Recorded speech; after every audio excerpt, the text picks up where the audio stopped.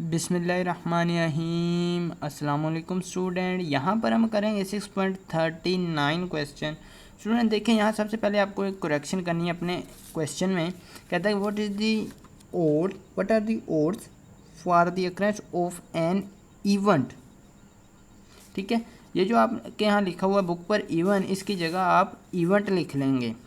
ठीक है, यानी कि मैं आपको बताता हूँ आपने क्या करना है।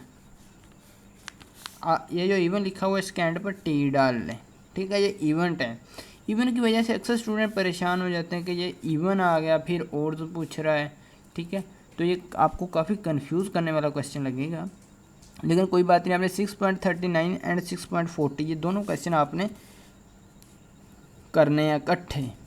ठीक है, ये दो ऐसे क्वेश्चन हैं जिनकी आपको काफ़ी हद तक समझ आ जाएगी अगर आप अच्छी तरह लेक्चर को देखेंगे। आपको काफ़ी अजीब से भी लगेंगे। ये कहता है कि what are the odds for the occurrence of an event. ठीक है, इवेंट कर लें अब। If its probability is 4/7।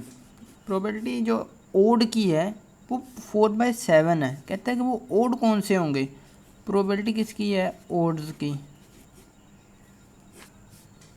वो क्या है, 4/7। अगर मैं कह दूँ लेट या अज्यूम ए प्रेजेंट्स ओड्स नंबर्स। ठीक है, तो क्या होगा हमारे पास, प्रोबेबिलिटी ऑफ ए आ जाएगी आपके पास 4/7। अब यहाँ प्रोबेबिलिटी में देखें हमारे पास एन ऑफ ए अगर मैं बात कर लूँ divide by n of s. ठीक है, ये प्रोबेबिलिटी ऑफ ए के इक्वल होगा। अब एन ऑफ ए कितना है, 4 है। एन ऑफ एस कितना है, 7 है हमारे पास।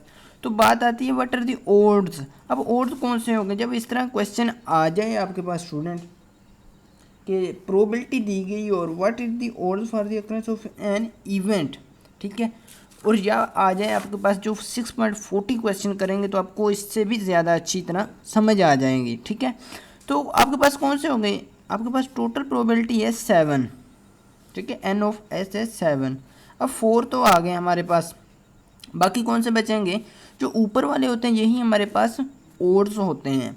मैं आपको बताता हूँ, यहाँ आएगी आपके पास 4 to 3। कैसे आएगी, अगर आप इसका टोटल करेंगे तो आपके पास, अगर देखें ना स्टूडेंट, ये 4 to 3 मैंने क्यों लिखा, मैंने 7 कंप्लीट करना है। अगर आप 7 कंप्लीट करने की बात करेंगे तो आप ये भी कहेंगे सर हम 5-2 भी तो कर सकते थे।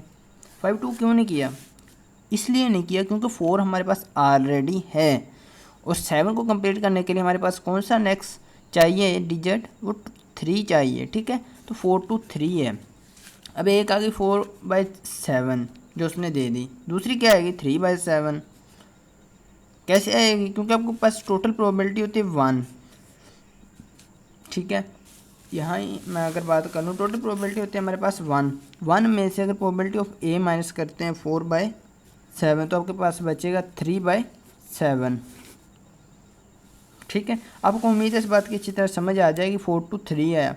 अब 4 to 3 का क्या मतलब है, ये आप नेक्स्ट इंशाल्लाह 6.40 क्वेश्चन में करेंगे। वो आपने लास्ट में वीडियो देखनी है, मिस नहीं करनी। मिलेंगे उस क्वेश्चन में, तब तक के लिए अल्लाह निगहबान।